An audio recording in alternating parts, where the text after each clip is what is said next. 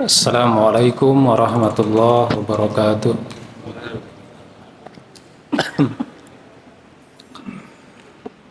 Bismillahirrahmanirrahim. Alhamdulillahirabbil alamin wa bi ni'matihi tatimmus shalihat. Asyhadu an la ilaha illallah wahdahu la syarikalah wa asyhadu anna Muhammadan abduhu wa rasuluh. Allahumma shalli ala Muhammad wa ala ali Muhammad.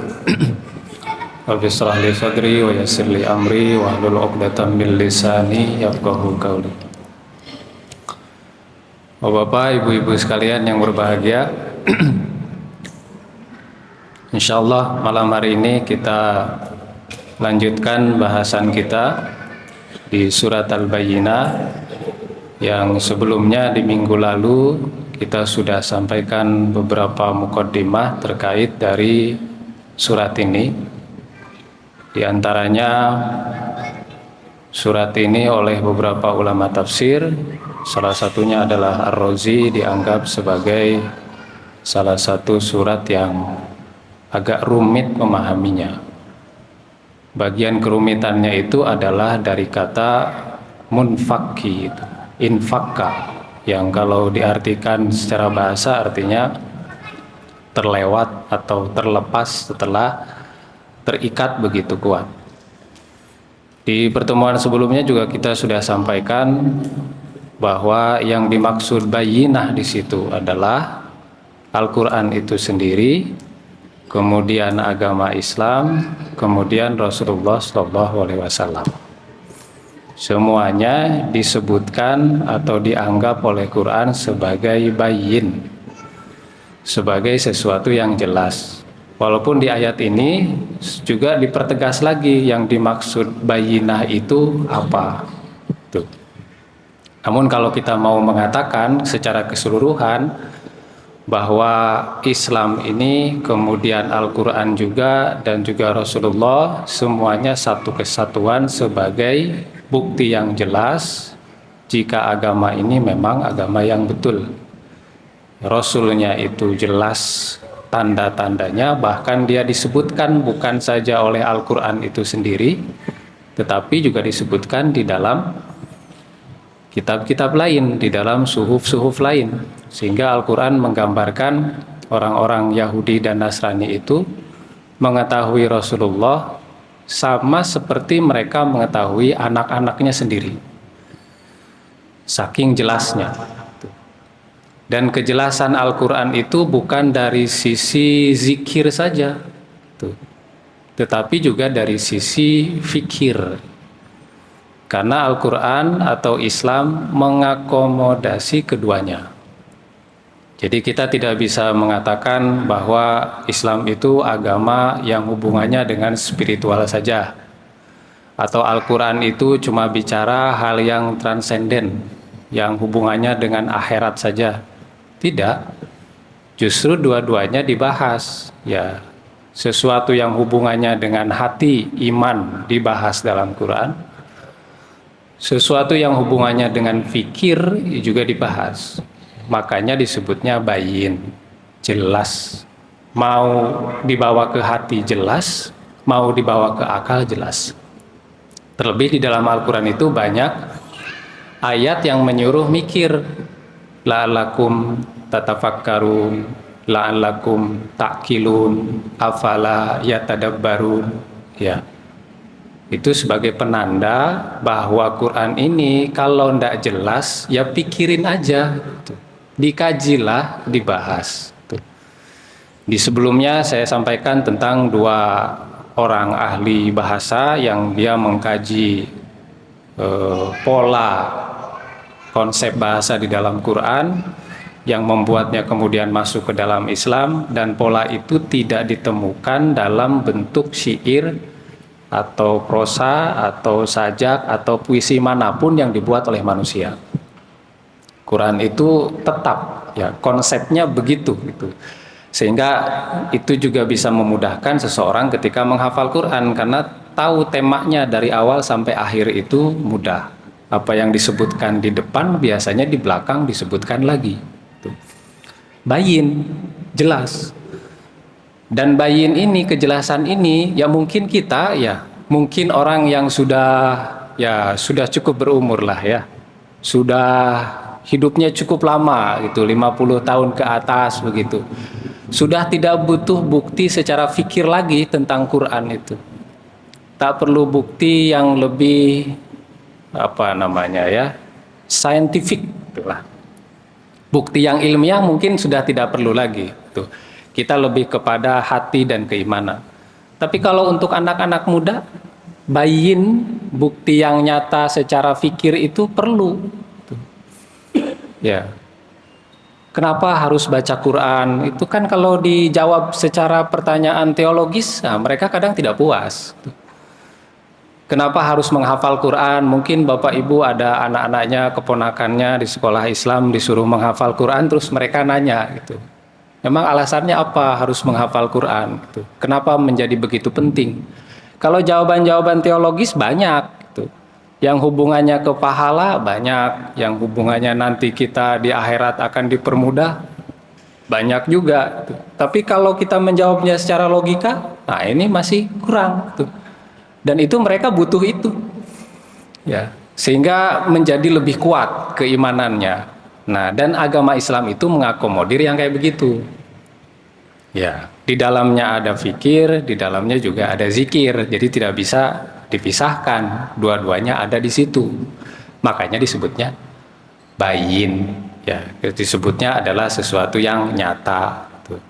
Sejak lama Al-Quran ini mau diotak-atik tuh sejak lama, bukan hanya sekarang ini saja. Sejak masa Abu Jahal itu ada seorang ahli bahasa, Walid bin Mughirah, yang dia dibayar oleh Abu Jahal itu nyari kesalahan Quran. Tapi dia nggak nemu, bolak-balik dia nyari itu nggak nemu. Dia baca ya isinya betul, nggak ada yang salah, dari konsep bahasa juga indah juga menarik.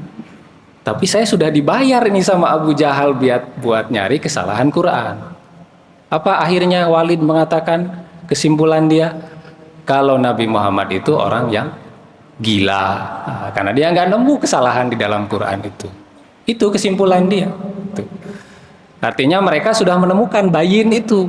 Ini Quran ini udah jelas nih, kebenarannya tuh ada di situ. Tapi tidak mau mereka mengakuinya. Nah ini hubungannya dengan ayat ini, bayin itu. Orang-orang musyrik itu, orang Yahudi dan Nasrani sebetulnya sudah tahu kalau Al-Quran itu betul. Tapi mereka nggak mau mengakuinya. Padahal sebelumnya mereka ingin ikut jika suatu saat nanti ada orang yang sudah dinubuatkan menjadi nabi, maka saya akan ikut dia. Nah, di kemudian hari Nabi Muhammad muncul. Rupanya orang-orang Yahudi ini tidak mau mengikuti beliau. Nah, ini mukadimah tambahan dari surat yang akan kita bahas. A'udzubillahi minasyaitonirrajim. Bismillahirrahmanirrahim. Lam yakunil ladzina kafaru min ahlil kitab wal musyrikina munfakkina hatta ta'tiyahumul bayyinah. Tidak akan orang-orang kafir itu dari ahlul kitab dan orang-orang musyrik melepaskan diri hatta ta'tiyahum, sampai datang kepada mereka bayyinah. Bayyinahnya tidak disebutkan di ayat pertama, tapi di ayat setelahnya disebutkan siapa bayyinah itu, yaitu Rasulullah Shallallahu Alaihi Wasallam. Ayat yang turun pertama kali kepada Nabi Muhammad itu surat Al-Alaq. Al-Alaq itu menjelaskan tentang di mana turunnya. Surat yang menjelaskan bagaimana turunnya dan kapan itu adalah surat Al-Qadar. Surat yang menjelaskan substansi dari Al-Quran adalah surat Al-Bayyinah. Nah, jadi 3 surat itu satu dengan yang lainnya saling berhubungan. Satu menjelaskan di mana, yang kedua kapan, yang ketiga isinya apa. Isinya itu ini, menjelaskan tentang sesuatu yang nyata. Nah, apa itu? Ya ini Quran dan Rasul. Kita satu-satu membahas kalimat yang ada di dalam ayat ini. Lam yakunil ladzina kafaru. Kafaru artinya adalah kafir. Kafir artinya apa? Tertutup. Ya. Tertutup. Apa yang tertutup? Nalarnya. Pikiran sehatnya. Apa yang menyebabkannya menutup itu? Nafsunya. Di sini bentuknya adalah kata kerja. Kafaru. Artinya dia punya batas waktu. Jadi dulu kala itu ada orang-orang kafir. Tapi di kemudian hari dia tidak menjadi kafir lagi. Beda dengan yang ada di surat Al-Kafirun. Qul ya ayyuhal kafirun. Itu kalimat kafirunnya ada alif lamnya. Ini tuh nggak ada. Lam yakunil ladzina kafaru. Ini kata kerja. Kalau kata kerja dia punya batas waktu. Ya, artinya bahwa orang-orang musyrik itu tidak selalu jadi musyrik. Dulu iya musyrik sebelum datang bayinah. Orang-orang Yahudi itu pernah kafir. Orang-orang Nasrani itu pada masa Rasul pernah kafir. Tapi ketika bayinah itu datang, mereka tidak lagi kafir. Makanya disebutnya dalam bentuk kata kerja. Nah, kalau di surat Al-Kafirun itu dalam bentuk bukan kata kerja. Ya, tapi sudah menandakan profesionalitas, ada alnya. Qul ya ayyuhal kafirun. Maka yang ditunjuk di situ orang-orang tertentu. Seperti misalkan Aswad bin Abdul Muthalib, kemudian Umayyah bin Khalaf, tadi yang saya sebutkan Walid bin Mughirah, kemudian Haris bin Amr, itu diehardnya pentolan-pentolan orang-orang kafir Quraisy. Itu untuk merujuk mereka, makanya ada alnya. Qul ya ayyuhal kafirun. Yang disebutkan di sini itu umum, ya. Semua ahlul kitab yang dia masuk dan tidak mempercayai kepada Rasulullah itu disebutnya kafir. Di sini itu dibedakan Bapak Ibu. Qul ya ayyuhal lam yakunil ladzina kafaru min ahlil kitab wal musyrikin. Jadi kafirnya ahlul kitab dengan kafirnya orang musyrik nggak sama. Beda. Apa buktinya? Ada wa-nya di depan itu. Ada wa. Wa itu pemisah untuk menandakan kalau ini dengan ini beda. Jadi kekafiran ahlul kitab itu pada masa Rasul tidak bisa disamakan dengan kekafiran musyrikin. Dan ketika dipanggil ya ayyuhallazina kafaru min, salah lagi saya, lam yakunil ladzina kafaru min ahlul kitab, itu sebetulnya pujian kepada ahlul kitab. Yang dimaksud ahlul kitab itu siapa di sini? Orang-orang Yahudi dan Nasrani. Kadang-kadang di dalam Al-Quran mereka dipanggil dengan Banu Israel. Kadang dipanggil dengan Yahudi dan Nasrani. Kadang dipanggil Ahlul Kitab. Kalau dia dipanggil Ahlul Kitab, itu hendak mengatakan dan memuji mereka kalau mereka itu sudah tahu mana yang benar. Tuh. Karena mereka itu orang-orang yang dikasih kitab. Yang dikasih Taurat, yang dikasih Injil. Dan mereka sudah membaca apa isinya itu. Sudah tahu kalau Nabi Muhammad itu ada di situ. Maka dipanggilnya Ahlul Kitab. Kamu itu sudah belajar loh. Sudah tahu, sudah ngerti tuh. Ciri-ciri Nabi itu udah ada di kitab kamu yang terdahulu. Dan mereka sudah benar-benar mempelajarinya. Ya. Tapi kalau Allah memanggilnya dengan Bani Israel untuk mengingatkan kepada mereka siapa silsilah mereka itu. Asal usulnya dari mana. Kalau dia menyebutkan dirinya dengan Yahud wan Nasoro untuk mencela mereka itu. Nah, jadi sebutan-sebutan itu semuanya ada di dalam Al-Quran. Surat ini, saya belum tadi bicara tentang sebab turunnya. Surat ini berhubungan dengan banyaknya orang-orang ahlul kitab yang seringkali berperang dengan orang kafir musyrik Arab. Saking seringnya mereka berperang itu selalu gantian menangnya. Kadang musyrik menang, kadang Yahudi menang. Sampai satu masa orang-orang Yahudi ini berkata, nanti suatu saat nanti itu bakal datang Rasul, kata mereka. Bakal datang keterangan yang nyata. nanti kami akan berperang dengan dia dan kami bakal menang. Nah, rupanya mereka ketika tahu Rasulullah datang dan dia menjadi Rasul, menjadi Nabi, mereka ini mangkir dari omongannya. Tidak lagi mengingat apa yang pernah dikatakan dulu. Yang mereka sebutkan kalau Rasul datang mereka akan ikut dengan Rasul itu dan akan berperang dengan Rasul, dengan orang-orang, memerangi orang-orang musyrik dan mereka akan menang. Tiba Rasulullah Muhammad hadir sebagai Rasul, mereka tidak mau ikut. Ya, ini kebiasaan orang-orang Yahudi nih. Artinya sejak lama mereka tahu. Nah, kenapa mereka tidak mau ikut? Kedengkian. Karena mereka berpikir yang bakal datang itu dari mereka. Lah kok yang datang dari orang Arab? Dari orang-orang yang tidak bisa baca, dari orang-orang ummi, orang-orang yang tidak tercerahkan, orang-orang yang bagi mereka itu bodoh. Nabi itu hadir di situ. Hadirnya Nabi Muhammad di situ, di antara mereka itu terpecah. Ada yang abstain, mengakui, oh iya benar ini orangnya, tapi nggak mau ikut. Di antara mereka ada yang ikut kepada Nabi Muhammad. Di antara yang lain ada yang betul-betul tidak mau ikut dan selalu ingin Nabi Muhammad itu merasakan sesuatu yang buruk, entah itu dibunuhkah, entah diusirkah, entah direndahkankah. Ya, ini di bagian ini dipanggilnya mereka dengan ahlul kitab.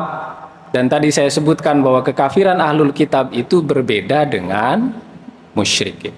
Apa bedanya? Apakah mereka tidak mengakui Nabi Musa sebagai nabi? Mengakui. Apakah mereka tidak mengetahui kalau Tuhan mereka namanya Allah? Tahu. Jadi letak kekafiran mereka itu di mana? Tidak mau mengakui Nabi Muhammad, itu dia. Belum lagi kepada orang-orang musyrik. Orang musyrik lain lagi itu penyembahannya kan. Mereka menyembah ausan, menyembah berhala dengan macam-macam itu. Ya. Dan mereka tidak juga mengakui nabi-nabi yang lain. Kalau ahlul kitab masih mengakui. Ada nabi-nabi yang lain. Kesamaan kekafiran antara ahlul kitab dengan orang-orang musyrik itu adalah pada ketidakmauan mereka mengakui Rasul dan Quran. Nah, itu. Makanya disebutnya kafir. Itu. Karena nanti akan ada orang yang mungkin mengatakan, saya percaya Tuhan, saya percaya dengan agama, tapi saya nggak percaya Quran.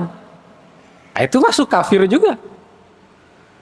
Saya percaya dengan agama, percaya dengan Tuhan, tapi saya nggak percaya dengan Nabi Muhammad, itu tokoh fiktif. Itu kafir juga. Ya. Jadi harus semuanya ada, ya. Harus semuanya meyakini Allah, meyakini Rasul, semua ajarannya, barulah dia sebut sebagai Muslim. Jangan setengah-setengah hanya meyakini satu, yang lain tidak mau meyakini. Karena itu satu paket, ya. Quran itu ya juga harus mengikuti Rasul. Karena ada yang disampaikan oleh Rasul, dijelaskan itu di Al-Quran tidak didetailkan. Dan kita mengetahuinya itu dari apa yang disampaikan oleh Rasulullah. Kan ada orang yang tidak mau ikut. Ya, sekarang itu banyak kayak begitu tuh, Bapak Ibu ya. Bahkan mereka itu berada dalam kampus-kampus Islam gede. Ya, yang menganggap kalau hadis itu nggak usah dipakai lah. Tuh. Karena masih diragukan kebenarannya sebab ada yang salah, ada yang keliru, begitu ya. Ya, ini cara berpikir yang keliru memahami Islam dengan kesempurnaan itu. Kalau hanya mengambil satu hal itu tidak cukup, harus mengambil hal yang lain juga. Itu bisa dilihat di surat Al-Imran ayat 133 itu. Ya, yang kita itu disuruh mentaati Rasul, mentaati Allah, sekaligus mentaati Rasul. Apa yang datang dari Rasulullah ya juga harus ditaati. Ada seorang penafsir dari Turki, namanya Edip Yüksel. Ya. Edip ini, Bapak Ibu, selama 50 tahun, dia tidak pernah sholat 5 waktu. Ya, sholatnya 3 waktu. Ya, sholat setelah, ya sholat subuh, kemudian sholat asar, sholat maghrib. Sholat zuhur asarnya nggak pernah. Ya, saya baca di tafsirnya beliau. Waktu dijelaskan ada orang bertanya, kenapa tidak melakukan itu? Karena kata dia itu tidak pernah ada di dalam Quran. Ada nggak sholat zuhur, sholat asar, Bapak Ibu, di Quran? Disebutin nggak asar, zuhur? Memang tidak ada. Dari mana kita mengetahui itu? Dari hadis. Nah, waktu ditanya lagi beliau ini, kenapa tidak mengikuti hadis? Hadis itu banyak salahnya. Kita bagaimana bisa menjalankan semua isi di Al-Quran itu kalau kita tidak melihat Rasulullah itu? Ya Rasulullah itu adalah hadis itu sendiri. Sunnah-sunnahnya itu ya beliau yang mencontohkan. Dan itu gambaran dari keseluruhan Quran. Maka ketika Aisyah ditanya bagaimana akhlak Rasul? Khuluquhu Quran. Akhlaknya itu ya Quran sendiri. Artinya Rasul itu sebetulnya adalah penjelas dari ayat Quran. Bagaimana bisa kita memisahkan Rasul dengan Quran? Ya. Orang-orang ini ahlul kitab, dia tidak mau mengakui Rasulullah, tidak mau mengakui Quran. Orang musyrik lebih lagi begitu.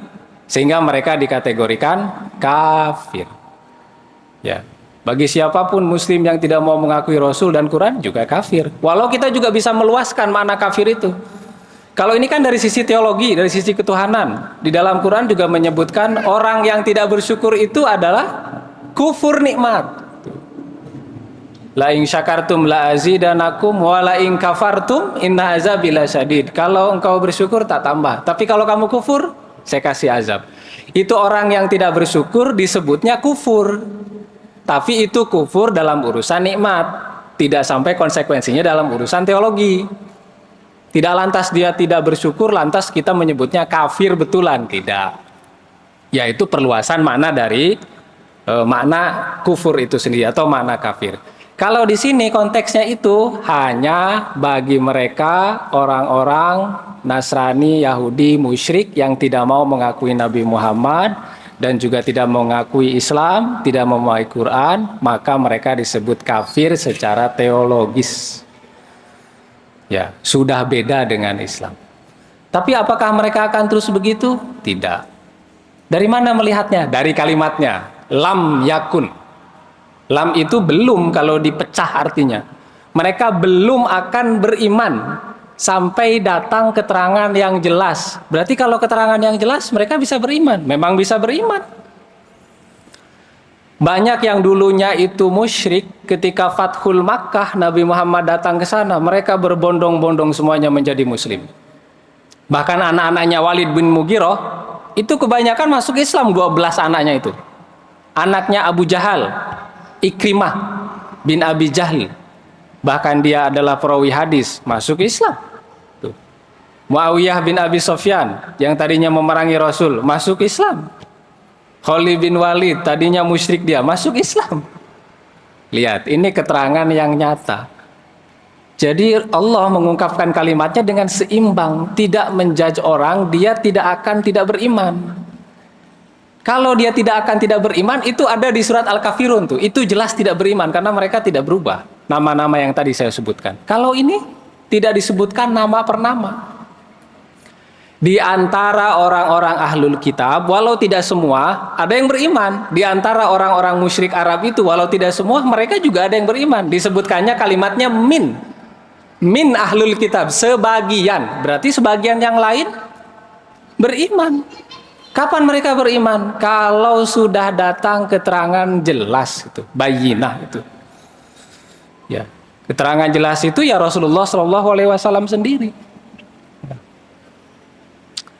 Lam yakunil ladzina kafaru min ahlil kitab wal musyrikin munfakkina hatta munfak ya, munfakkina infakka. Infakka itu seperti sesuatu yang sudah lengket, ya, sudah rekat, kemudian lepas nggak bisa nyambung lagi. Atau sambungan tulang, ya, lepas, ya, entah bagian mana lah ya. Kemudian nggak bisa disambungin lagi. Kalau sudah lengket kemudian nggak bisa disambung, itu namanya infakka. Nah, munfakki. Nah, di sini ini yang kita sebutkan, ini yang membingungkan para ulama tafsir. Mereka itu tidak bisa lepas dari apa? Dari kemusyrikankah?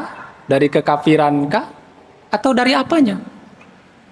Bahkan jauh sebelum ini, surat ini turun, Rasulullah itu ketika hadir di tengah-tengah mereka, yang kafir itu masih banyak.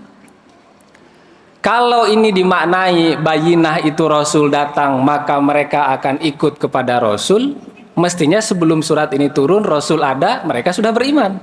Tapi nyatanya masih banyak ketika Rasulullah itu hadir di sana, mereka tidak juga beriman. Masih banyak. Walaupun bayinah itu sudah nyata di depan mata mereka, sudah melihat tuh. Ya, keterangan yang nyata itu sudah ada. Rasulullah itu adalah bayinah itu sendiri. Dia lahir dari seorang dengan reputasi yang baik. Rasulullah tidak bisa membaca, tidak meninggalkan harta apapun, tapi dia bisa menjelaskan hukum. Dan hingga sekarang masih dikenal itu. Ada tidak sekarang di masa sekarang anak yatim tidak bisa membaca, nggak ada orang tua, nggak dapat pendidikan apa-apa, tapi terkenal seantero dunia? Ada nggak kira-kira Bapak Ibu? Kayaknya nggak ada. Ini hanya Rasul. Terkenal bukan cuma di Jazirah Arab, tapi di seluruh dunia orang menyebut nama dia, Muhammad. Ini bukti nyata. Bahkan mereka sendiri menamai Rasul sebagai Al-Amin, terpercaya karena setiap omongannya itu sesuai dengan apa yang dilakukan. Orang Arab sendiri yang musyrik ini memberikan julukan kepada Nabi, giliran dia datang membawa agama, mereka tidak mau ikut. Padahal Nabi sendiri itu adalah bayinah itu sendiri. Nah ini titik kebingungan para penafsir itu di sini. Kenapa mereka tidak mau ikut? Padahal Nabi itu sudah bayinah itu. Ada seorang ulama dari Saudi, sudah almarhum, ya, Syekh As-Sinkiti. Beliau guru besar tafsir di Universitas Madinah. Nah, dalam tafsirnya dia menjelaskan tadi yang saya sebutkan. Memang di antara mereka ada yang tidak mau beriman, tetapi sebagian dari mereka pada akhirnya itu beriman. Jadi munfaki ini, kalau mereka sudah masuk ke dalam dirinya keterangan itu, tidak akan bisa lepas lagi. Bayangkanlah Bapak Ibu, kenapa orang Yahudi itu kok tidak bisa lepas dari keyahudiannya, kenasraniannya ketika keterangan yang nyata itu datang. Mereka itu dari sejak bayi udah kafir, dididik oleh orang tua yang kafir, ya kan? Diajari sesuatu yang bertentangan dengan moral dan juga akhlak. Terus tiba-tiba datang suruh merubah itu, bisa nggak itu kira-kira? Ya, bukan sesuatu yang mudah. Sama dengan kita. Kita ini dari kecil udah biasa makan nasi. Tiba-tiba dikasih roti, ditanya sudah sarapan belum? Belum. Cuma roti. Sudah makan roti dianggap belum, karena sudah tidak bisa lepas dari situ. Udah susah itu lepasnya. Itu yang terjadi kepada orang-orang Yahudi ini. Susah lepas dari situ.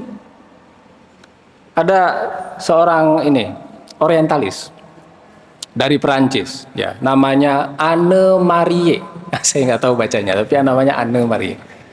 Ini Anne ini sampai akhir hayatnya, Bapak Ibu, dia itu nggak jadi Muslim, padahal dia hafal Quran, hafal 3 kitab hadis loh, 3 loh, hafal hukum-hukum fikih, ngerti peradaban Islam, paham tasawuf, tapi sampai akhir hayatnya dia tidak masuk Islam.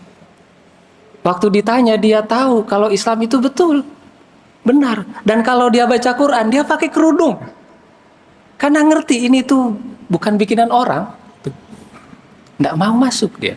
Ya. Padahal dia sudah berada dengan bukti yang nyata itu. Nggak mau lepas munfaki. Kita juga begitu. Kalau sudah kita paham Islam itu dari zikir dan fikir, udah masuk ke dalam, mau lepas itu nggak bisa. Munfaki, nggak bisa kelepas. Mau orang nawari apa saja, kita lewat, ya. Mau nawari duit banyak, lewat juga. Nawari kekayaan apapun, lewat. Karena sudah nggak bisa lepas lagi. Itu kalau kita memahami bayinah ini. Itu kalau Quran, kalau Rasul, kita betul-betul memahaminya dengan mendalam, nggak akan bisa lepas. Maka ketika Bapak Ibu mengkaji Al-Quran, seharusnya diiringi dengan mengkaji hadis. Seharusnya diiringi dengan mengkaji Rasul. Seharusnya diiringi dengan mengkaji fikih. Itu kalau terbiasa udah terbentuk.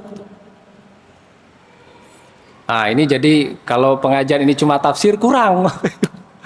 Nah, untungnya alhamdulillahnya ada tema-tema lain kan ya di sini ya. Nah itu memang harus dikasih yang lain. Sama dengan kita mengkaji Rasulullah itu. Tidak cukup hanya melalui ayat Quran.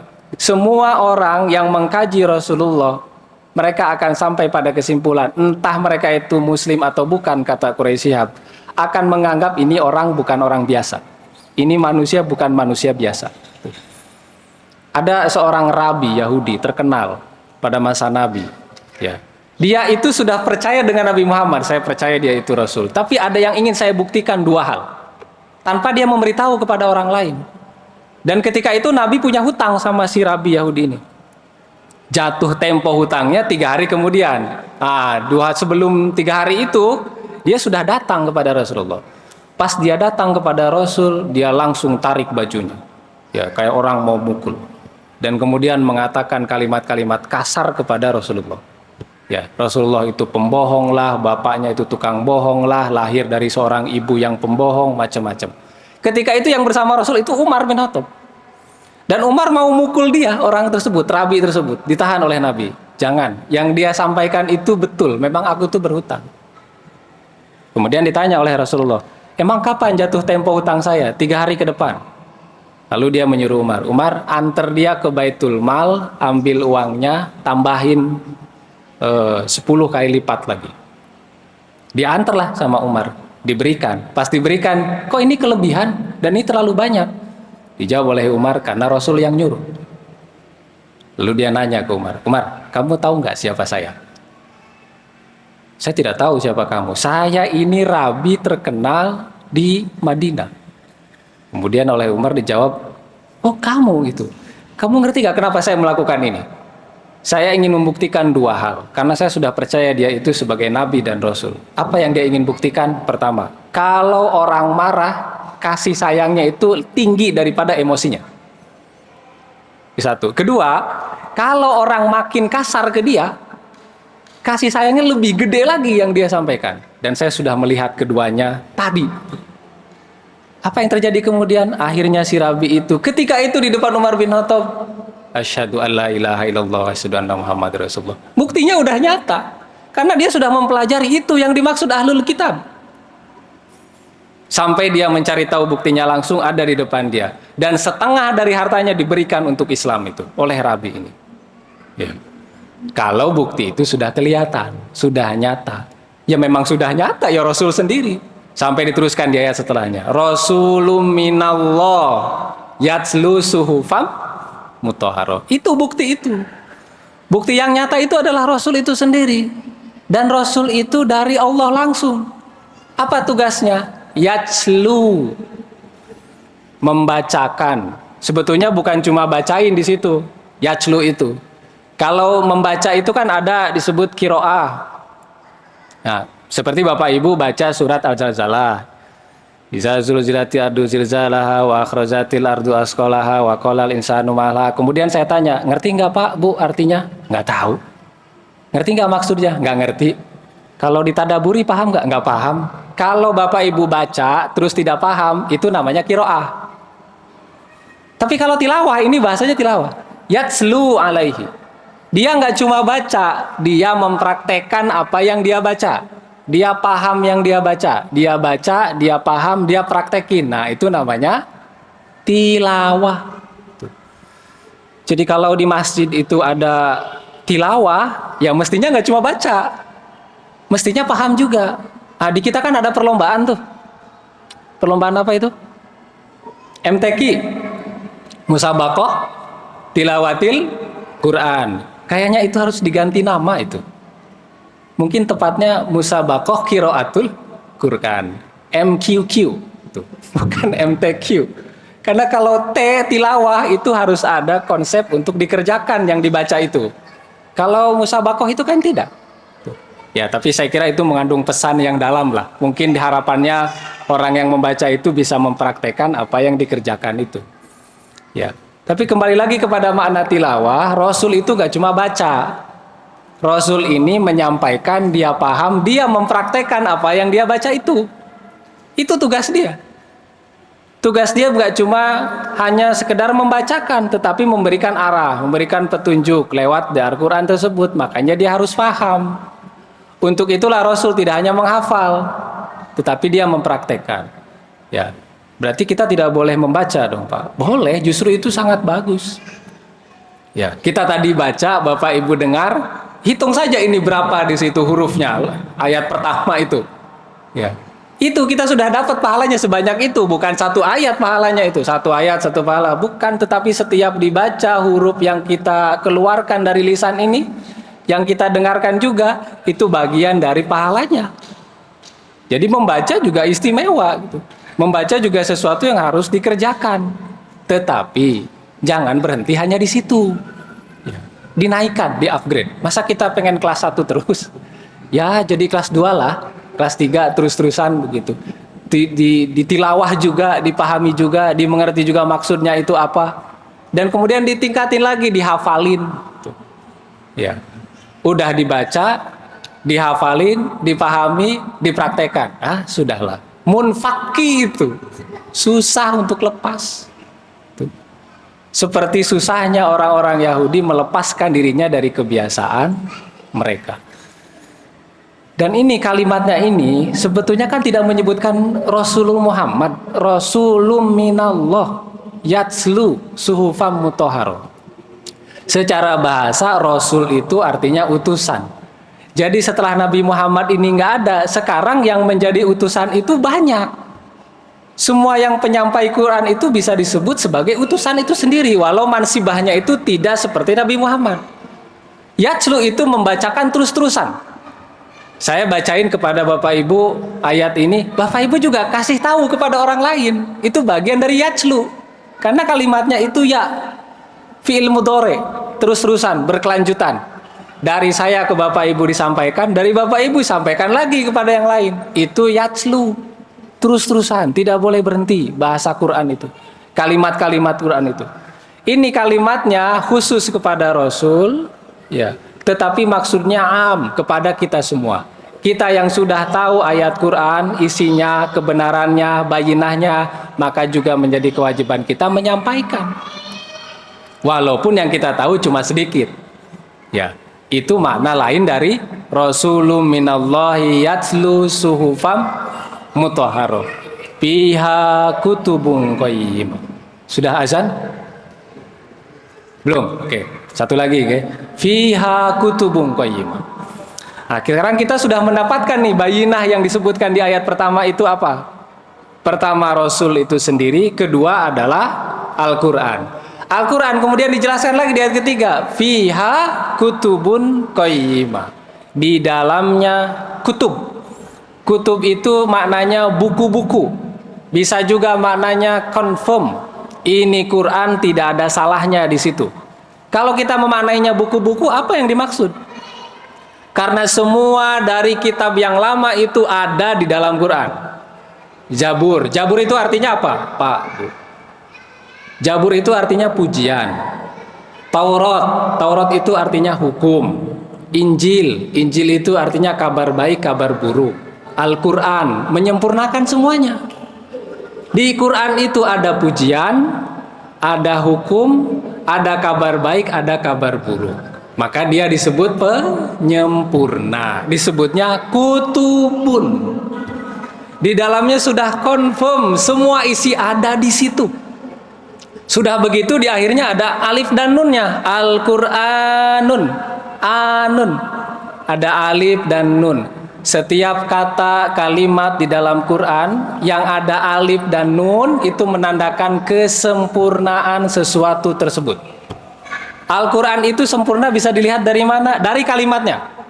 Al-Quran. Artinya tidak ada orang yang bisa buat semisal itu. Artinya semua yang dulu ada di kitab lama ada di situ. Kalimat yang semisal ini ada lagi, ada. Insan, itu Arabnya ada alif dan nun. Untuk menunjukkan apa? Kalau manusia itu sempurna. Sempurna merusaknya, sempurna memperbaiki lagi. Kehidupan akhirat, namanya apa? Hayawan, ada alif dan nun. Karena kehidupan di sana sempurna. Syaiton, tulisannya gimana itu? Syaitonun, ada alif dan nun. Karena setan itu sempurna. Sempurna apanya, Bapak Ibu? Sempurna pembangkangannya. Indikasi kesempurnaan itu sudah dilihatkan oleh Quran dari ayatnya. Itu yang namanya bayinah. Kalau kita menelisik itu satu persatu, bahasa per bahasa, akan ketemu keindahannya. Sehingga akhirnya kita ini munfaki, susah mau lepas itu. Sebab sudah menyatu dengan Al-Quran. Nah, insya Allah kita berharap kita demikian adanya dalam kajian ini. Nah, ini Bapak Ibu yang bisa kita bahas pada malam hari ini, 3 ayat di surat Al-Bayyinah. Nah, insya Allah kita lanjutkan pada pertemuan berikutnya di ayat yang lainnya di surat ini. Demikian, syukron, mohon maaf, wallahu a'lam bishawab. Assalamualaikum warahmatullahi wabarakatuh.